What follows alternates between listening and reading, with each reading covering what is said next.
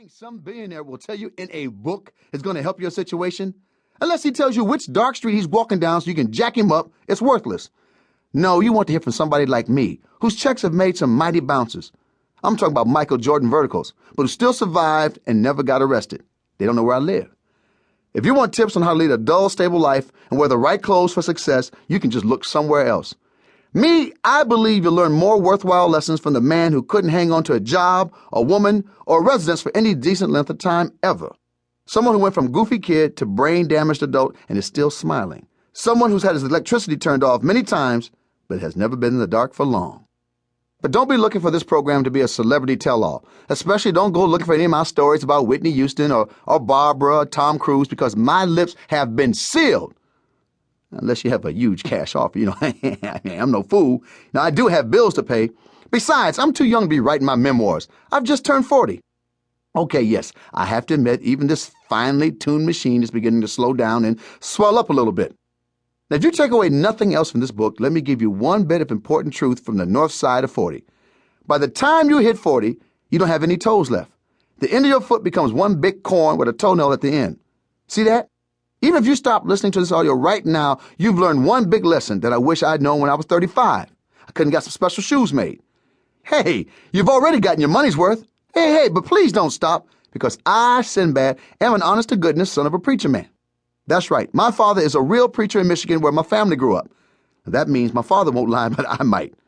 So slide right into the audio and be prepared to learn everything about anything. Also know that you are helping my children stay off the streets and go to college. The future of young minds is up to you.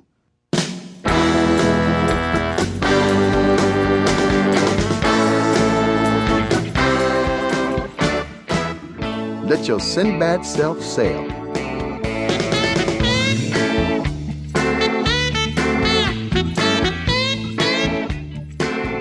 People are always coming up to me and saying, "Sinbad, you're so crazy, man. How do you do it?"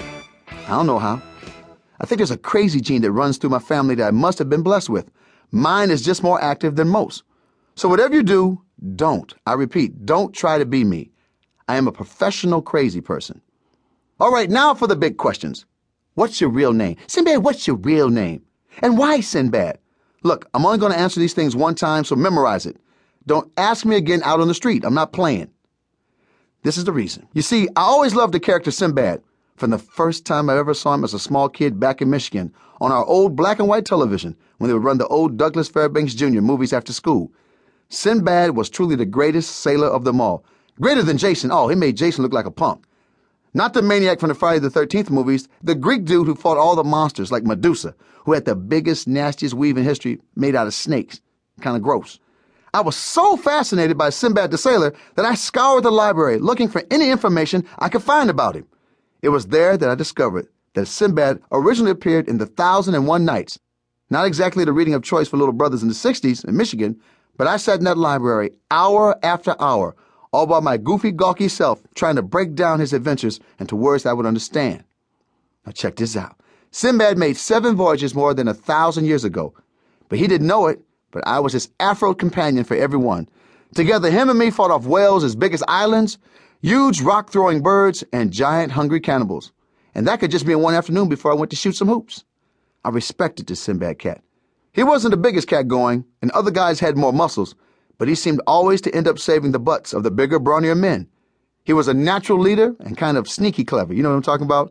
Whenever danger was breathing down his neck, when the roof was caving in, the ship about to sink, or every chip was down, you could count on Sinbad to save the day. He hung out with kings, but he was most comfortable with monsters, pirates, and thieves. I'm convinced that even though he spent his days on the seas, he would have been a major player on the streets today, or a movie mogul in today's Hollywood. But what I really liked was the part of his legend that showed no one city, one adventure, or even one woman could possess him. And I related to that part of Sinbad's personality that kept him from staying in one port for very long. He was a wanderer, an adventurer. He was a restless searcher. He thrived on adventure and didn't fear the unknown, and there was no known thing that frightened him. Or at least he didn't tell anybody. I mean, who knows? If there'd been Barbara Walters back then, he might have gone on TV and started crying, and then we had found out he was scared of water, scared of women, and scared of monsters. Over the years, since I've adopted the name as my own, and with as much of his character and strength as I can muster, just saying Sinbad to myself when I'm feeling